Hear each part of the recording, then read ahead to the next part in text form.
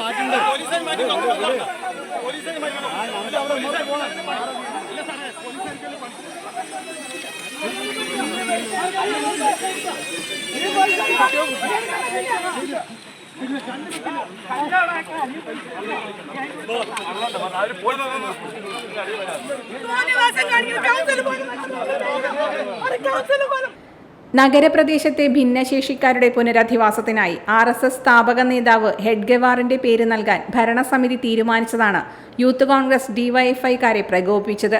നഗരസഭാ കൗൺസിലിൽ ചർച്ചയ്ക്കും അംഗീകാരത്തിനും വെക്കാതെ പദ്ധതി RSS അജണ്ടയാക്കി മാറ്റിയെന്ന് യൂത്ത് കോൺഗ്രസ് ഡിവൈഎഫ്ഐ നേതാക്കൾ ആരോപിച്ചു. പ്രതിഷേധക്കാർ തറക്കല്ലിടലിന്റെ ശിലാലിഖിതം പിഴുതു വലിച്ചെറിഞ്ഞു. സമരം മണിക്കൂറുകൾ നീണ്ടതോടെ സമരക്കാരെ പോലീസ് ബലം പ്രയോഗിച്ച് അറസ്റ്റ് ചെയ്ത് നീക്കി. കേരളത്തിൽ പദ്ധതി നിർവഹണത്തിൽ 1-ാം സ്ഥാനം പാലക്കാടിന് ലഭിച്ചതാണ് CPM-നെ പ്രകോപിപ്പിച്ചതെന്നും വികസനത്തെ എതിർക്കുകയാണെന്നും ചെയർപേഴ്സൺ പ്രമീള ശശിധരൻ പറഞ്ഞു. ഭിന്നശേഷിക്കാർക്കുള്ള സംസ്ഥാന സർക്കാരിന്റെ ആശാകിരണവും സ്കോളർഷിപ്പും ഉൾപ്പെടെ അവതാളത്തിലാണ്. നഗരത്തിലെ 250-ലേറെ ഭിന്നശേഷിക്കാർക്കുള്ള പദ്ധതിയാണ് ഇവർ അട്ടിമറിക്കാൻ ശ്രമിക്കുന്നത്. CSR ഫണ്ട് ഉപയോഗിച്ച് നടത്തുന്ന പദ്ധതിയെ എതിർക്കുന്നവരെ തെരുവിൽ നേരിടാനും തയ്യാറാണെന്ന് വൈസ് ചെയർമാൻ കൃഷ്ണദാസ് പറഞ്ഞു.